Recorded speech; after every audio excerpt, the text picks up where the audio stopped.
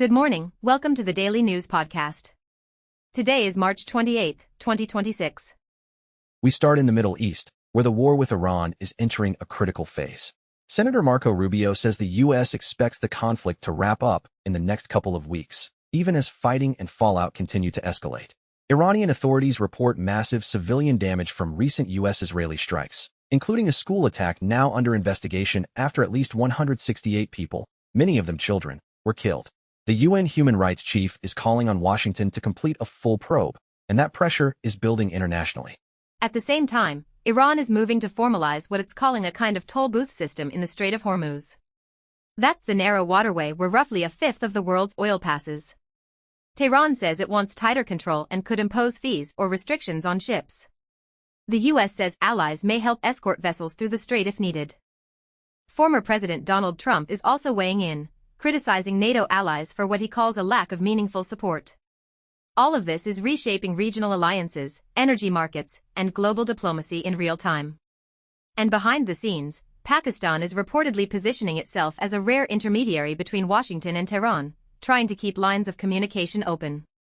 The idea of a toll booth in Hormuz is enough to rattle markets on its own. When you mix that with civilian casualty investigations and political pressure at home, this isn't ending quietly, even if it ends soon. Exactly. Right, moving to markets, Wall Street just closed its fifth straight losing week.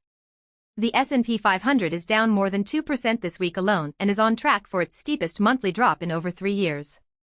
Inflation fears are back, geopolitical tensions are front and center, and tech is no longer carrying the load. The so-called Magnificent Seven tech giants have wiped out more than $850 billion in market value during this slide. Investors are questioning whether AI-fueled valuations ran too hot, too fast. Microsoft is reportedly heading for its worst quarter since 2008 as heavy AI spending weighs on margins. And then there's oil. Analysts at Macquarie warn that if the Middle East conflict drags into the second quarter, crude could spike to $200 a barrel. We're already above 100. A move to 200 would hit everything from gas prices to airline tickets to grocery bills.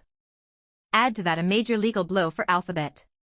Shares fell nearly 9% after a jury found Google negligent in designing YouTube in ways that contributed to social media addiction harms.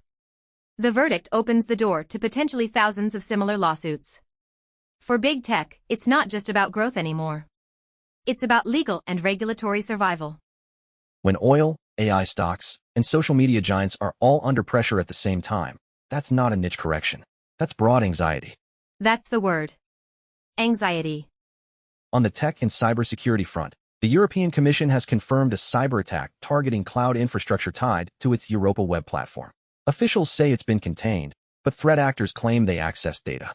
It's another reminder that even top-tier government systems are vulnerable.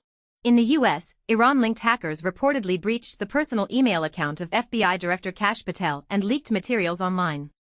That comes as cyber tensions between Washington and Tehran intensify alongside the physical conflict.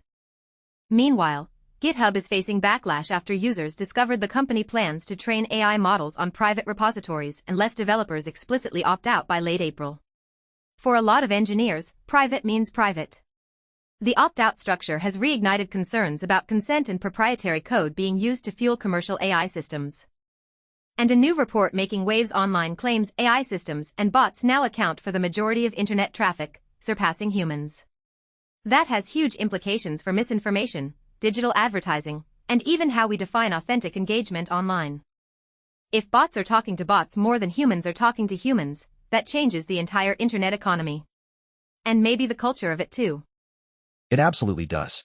And to wrap up on a lighter note, Netflix just dropped the trailer for Stranger Things, Tales from 85, an animated spin-off set between seasons 2 and 3 of the original series. It premieres April 23rd and expands one of the platform's biggest franchises. There are also strong rumors that Nintendo is developing a full ground-up remake of The Legend of Zelda, Ocarina of Time. If that's confirmed, nostalgia is about to go into overdrive. Millennials everywhere just felt that. That's your daily briefing. I'm Jacky. And I'm Pete. Thanks for listening, stay safe, and we'll see you tomorrow.